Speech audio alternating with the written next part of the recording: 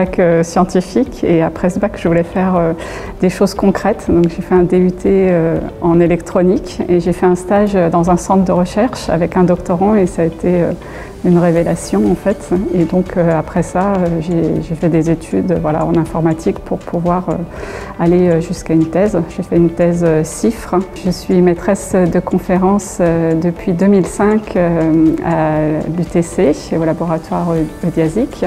Et donc mes travaux de recherche portent sur la scénarisation d'environnements virtuels pour la formation professionnelle.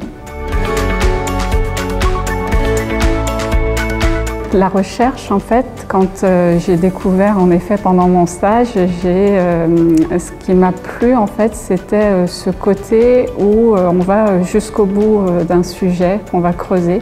En fait, c'est un métier assez créatif et j'aime bien voilà, cet aspect où on va essayer de creuser une problématique, trouver des solutions et avoir la liberté, en fait, de travailler sur les choses qui nous intéressent.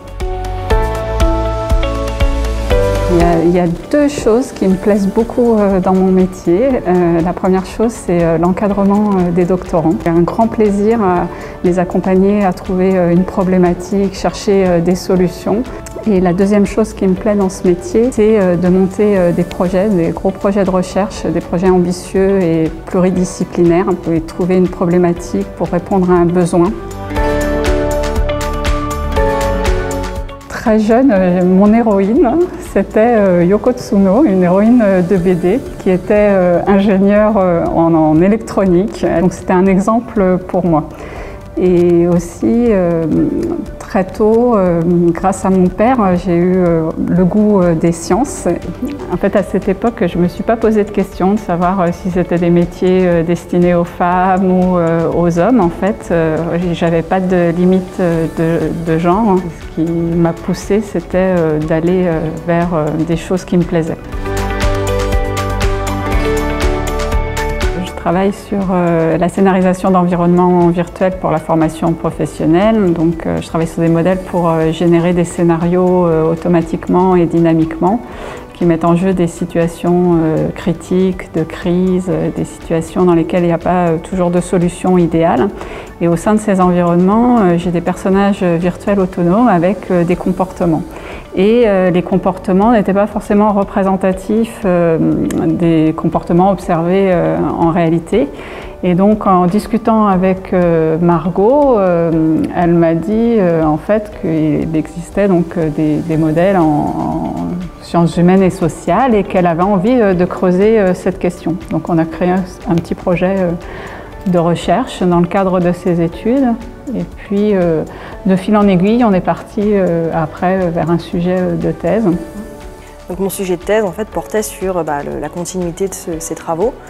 L'idée de plutôt d'avoir des comportements ad hoc, réactifs et qui étaient scriptés à l'époque dans les modèles existants, de regarder ce qui se faisait en psychosociaux, de prendre ces modèles, les résultats de ces études qui sont basés sur des observations de comportements de gens en vraie situation et de les rendre opérationnalisables. Donc en fait on prend ces observations et on essaye de créer des modèles informatiques qui vont pouvoir piloter les agents autonomes.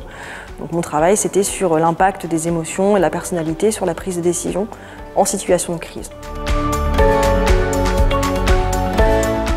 J'ai l'impression en fait qu'en montant, un homme, c'est plus facile pour lui d'être normal, bon, et qu'une femme, en fait, quand elle atteint certains niveaux, en fait, c'est plutôt qu'elle est exceptionnelle, voire extraterrestre. Parce que, comme tu dis, elle coche toutes les cases. Souvent, voilà, les femmes plus haut sont du coup assez exceptionnelles en fait. Et du coup, c'est ça en fait, pour pouvoir grimper et prendre du galon, on est obligé de se conformer à des stéréotypes. Et ces stéréotypes-là, ils sont extrêmement préjudiciables pour les femmes d'une part, mais également pour les hommes. Il y a des hommes également qui veulent pas, qui ne sont pas le stéréotype de l'homme macho, qui exhibe du pouvoir, qui tape du poing sur la table. Ça ne correspond pas à tout le monde. Donc je pense que casser ces stéréotypes, ce sera bénéfique non pas seulement pour les femmes, mais également pour les hommes et pour l'intégralité de la société. Le problème, il est dès l'enfance, hein. C'est-à-dire c'est les préjugés, les biais liés au genre, hein, qui sont que les femmes se mettent inconsciemment des freins. Et que du coup, comme il y a peu de femmes en sciences, il y a peu de modèles de réussite sociale dans le domaine des sciences. Je pense que ce que les femmes apportent aux sciences, c'est justement leur présence. C'est de montrer que les femmes peuvent faire des sciences aussi bien que les hommes et que c'est un débouché comme un autre qui est accessible aux petites filles comme aux petits garçons et qu'il n'y a pas de limite, c'est pas parce qu'on est une fille qu'on n'y arrive pas et pour ça on a besoin de ces rôles modèles, de cette présence, de cette représentativité. Et pour moi je pense que c'est la chose principale qu'on peut apporter en tant que femme, c'est juste être ici et montrer qu'on y arrive aussi bien que les autres. Je leur dirais qu'il ne faut pas se poser de limites, si c'est ce qui les intéresse, il faut y aller à fond. Faire des sciences, faire de la recherche, c'est pas une finalité en soi. Alors, moi j'ai fait de la recherche, j'ai décidé de bifurquer vers le privé. J'en serais pas où je suis aujourd'hui si j'avais pas fait ce parcours un peu éclectique, mais on apprend au fur et à mesure et je pense qu'il faut pas se poser de limites.